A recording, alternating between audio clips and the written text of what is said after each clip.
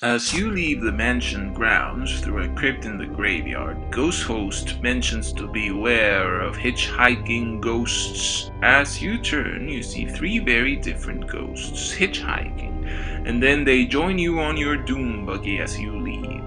Who are these three ghosts? Why will they haunt you until you return? Did you know they weren't there during opening day? How come they came to be? And what relation does one of them have with Master Gracie? We'll hear about them here in Stories from the Mansion. Phineas, Ezra, and Gus. These names did not exist until cast members christened these nameless characters in the Haunted Mansion fanfiction Bible titled The Ghost Gallery. Their fanfictions are far darker than the canonical stories, and they go as follows. Ezra Dobbins was a voyeur who was into obese women. One day he spied on the mayor's daughter and even entered her room. He was caught in the act and sent to trial, where he was declared mentally ill for having a fetish on obese women. Due to this, he was sent to the New Salem Asylum, where he constantly tried to escape. There he met two other inmates, each with its own respective story. One was Professor Phineas, a discredited chemist who wound up prosecuted for selling snake oil disguised as a wonderful elixir that changed the pitch of a man's voice. The other one was a dwarf, Gus Gracie, a pathological murderer that acquired his taste for that crime when he started slaying pets as a child, then killed some of his siblings. His worried parents institutionalized him and pretend he was dead. His cousin, George, inherited a wonderful mansion, and in Gus's plans was to return there and kill his living family. These three deranged fellows became mutual friends and planned a clever escape, each using a different talent, with Gus concealing a lime to patiently thin the bars. Once outside, the three hitched a ride and then split up. Each died separately. Ezra Dobbins died while being asphyxiated due to the weight of the fat lady from a circus that accidentally sat on top of him, since, unbeknownst to her, he was spying her. Professor Phineas died from lead poisoning due to a cut from one of his elixir bottles. Gus, on the other hand, shipped himself to his cousin's mansion when he attempted to kill his relatives. They imprisoned him in one of the rooms and kept him a secret. George died in violent circumstances and his son inherited the house. When he learned the secret, he asked Madame Leota to curse him and trap him in the house. Gus spent his days locked in a room where he had a view to a well where he heard the mysterious chants of a ghostly lady that constantly looked for a certain Bartholomew Gore. Yes, Priscilla Gore, that is. One day, a one-eyed black cat posted himself in the well and disturbed the chants of the spirit lady. Angered, Gus threw the ball in his feather towards the cat. The weight propelled him deep in the waters of the cursed well, where he died. Gus, forever trapped at the mansion, eventually found several spirits who came from all over the world, including those of his fellow New Salem Asylum inmates.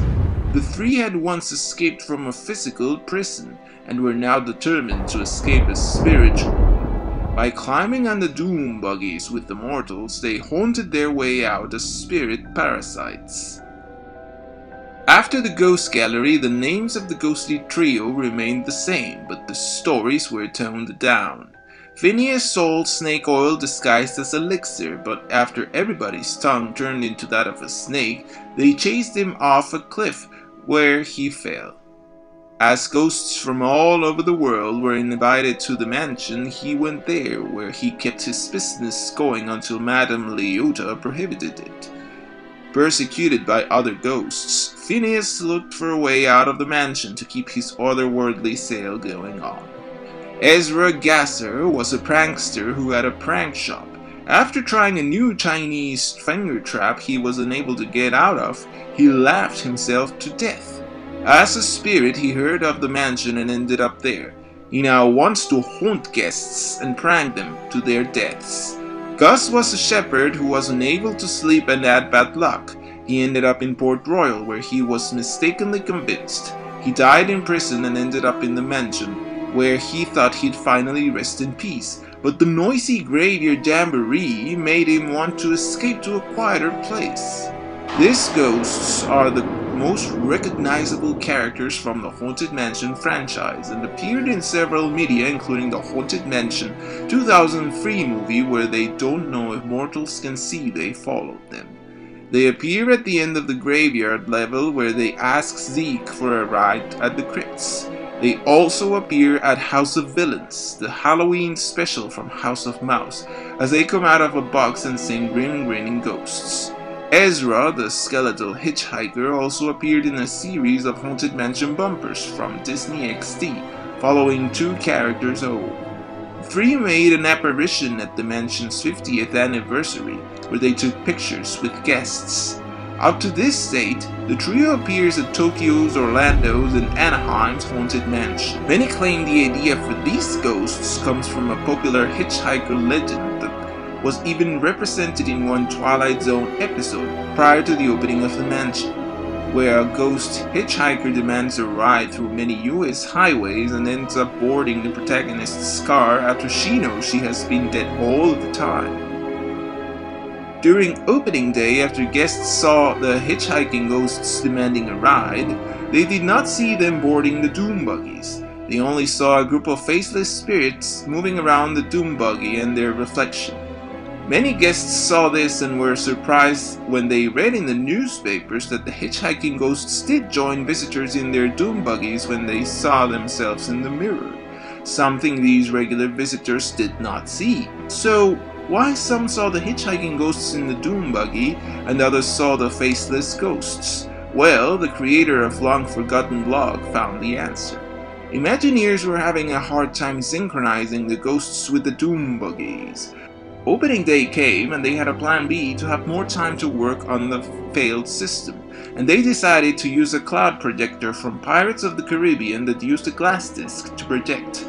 The main difference was that the disc had ghosts instead of clouds. So, many guests on opening day were joined by faceless ghosts that followed them home. But the Midnight Press event did saw the hitchhiking ghosts aboard their doombuggy. So, what happened?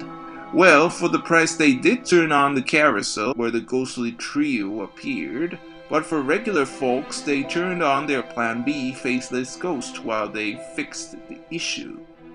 Years later they found a fix, and now, at least in Tokyo and the California version, we are joined by the hitchhiking ghosts as we leave. The current Tokyo and California effects works as follows.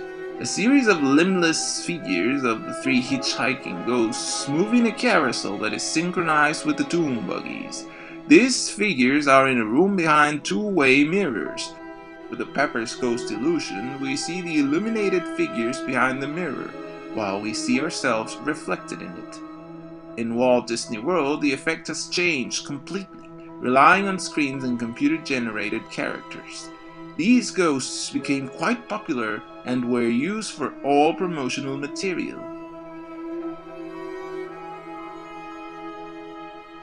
Including the attraction's poster, up to a point where people decided to create a name for each of them and give them a personality. Are there any other stories about this ghostly boys? Have you written any? We would all like to read them at the comment section to discuss them. That is all for now. Rest in peace. And I'll see you all